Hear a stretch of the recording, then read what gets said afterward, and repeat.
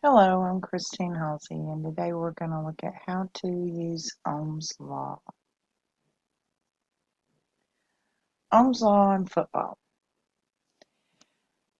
When I first started teaching electronics, I had been a student and had read the piping analogies and all different kinds of stuff, and it never really helped me understand Ohm's Law.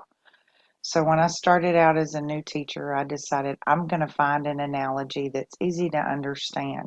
So I related it to football.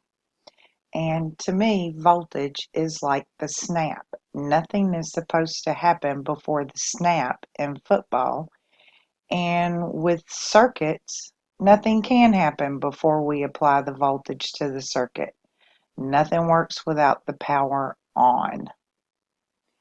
All right. Then current is like the moving of the ball, whether we're throwing or running. That ball is progressing, hopefully in a forward motion from one position to the end position. So we have a starting and a finishing position. In the battery, that would be the positive and the negative part of the supply. Then our resistance is like defense. The bigger the defensive end, the harder it is to get through them. The bigger the value of the resistor, the more it blocks the flow of current. The smaller the defensive player, typically the easier it would be to get through them. Therefore, typically with resistance, the smaller the resistance, the easier the current can flow through the resistor. Now, to me, that makes a lot more sense than the opposite effect that the piping analogy portrays. So I hope you like my football analogy. Now let's look at Ohm's law's derivations. I always heard people in school say there's three versions of Ohm's law. No, there's only one. V equals I times R. To get the other two, we just derive this original formula. So, for instance, if I want to solve for I would take this original equation and divide this side by R to get I by itself. So anything I do to one side, I have to do to the other. So I is V over R. All right, let's do that again and solve for R. We want to get R by itself, so we divide through by I on this side to get rid of I. R's by itself. Anything we do to this side, we have to do this side. So R equals V over I. Those are the three versions or the three derivations of Ohm's law that we will be using. So let's look at some examples of each.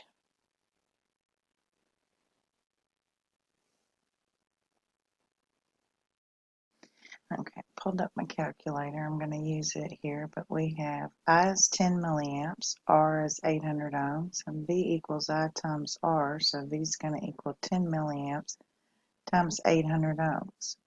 All right, let's look at entering that in the calculator. So I need 10 with my exponents. Some calculators have EXP, some have EE. And then in this case, we want negative. You never use the minus sign. There's always a plus minus or a minus. And 3. So that's my 10 milliamps. And I'm going to multiply that by 800 ohms. So my answer here would be 8 volts.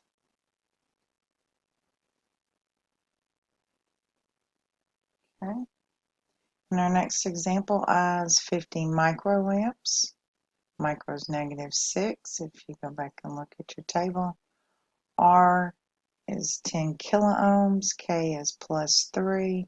So V equals I times R, 50 microamps times 100 kiloohms. And entering that in our calculator, we have 50 EXP, our -6 for micro.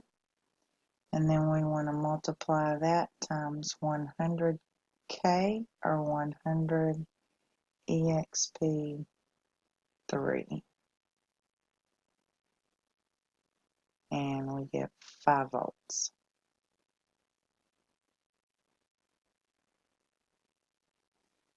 Okay, on our next page, here our example is I equals V divided by R.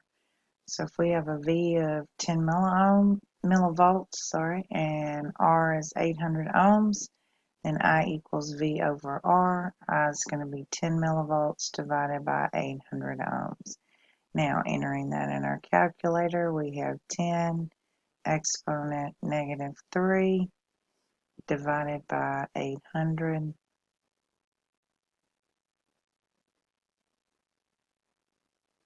Alright, now we want to look at here how to convert this to engineering notation. So I'm going to move it 1, 2, 3, 1, 2, 3. That's negative 6 places. So that would be 12.5 microamps.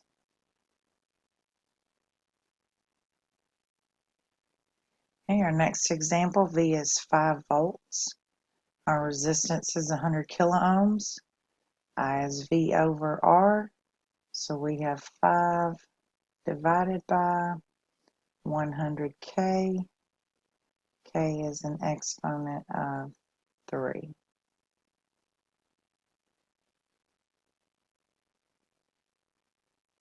Again, I want to convert this to engineering notation, so I'm going to move it 1, 2, 3, 1, 2, 3. That'll make this 50.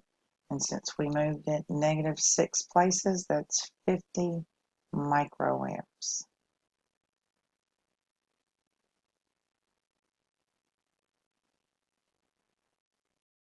Okay, our last example, R equals V divided by I. If V is 10 millivolts and I is 800 milliamps, then we'll take R equals V over I. R is equal to 10 millivolts divided by 800 milliamps. So let's enter that as 10 EE negative 3 divided by 800 exponent negative 3. Alright, converting that to engineering notation, this would be 12.5 milliohms.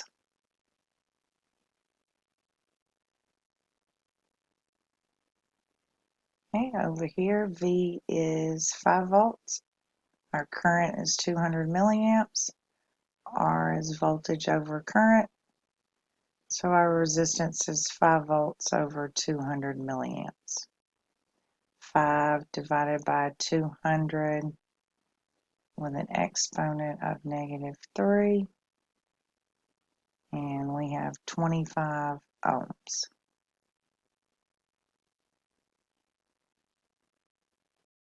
Thanks for listening, and hope that helps you learn how to use Ohm's Law. Thank you very much.